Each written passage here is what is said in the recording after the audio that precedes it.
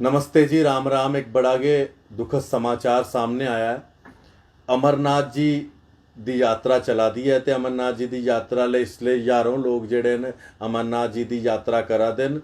अज शामी 5:30 दे time उपर एक बड़ा सैलाब उत्थे आया है, जेड़ा कि बदल फट जाने करी आया और काफ़ी ज़्यादा तेज़ गति कन्नै उत्थे पानी आया, जिदे कन्नै 5 लोकें दी मृत्यु होई गेदी है। ते हले भी उत्थे लोकें गी बचाने दा पूरा ऑपरेशन चलाया जा रहा है, यानी कि रेस्क्यू ऑपरेशन चलाया जा रहा है।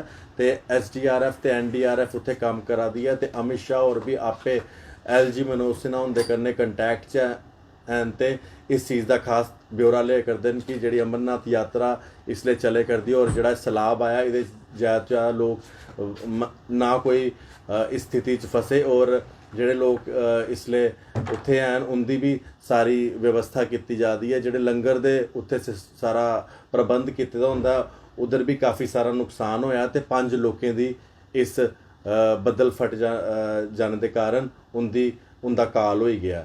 एक बड़ा गै दुखद समाचार है। यह समाचार अमरनाथ जी दी गुफा तो आदा है, जिसले उत्थे यात्रा चला दी है। ते अज शामी 5:30 बजे बड़ा सैलाब आया ते 5 लोकें दी मृत्यु होई गई। बड़ा गै दुखद समाचार। राम राम।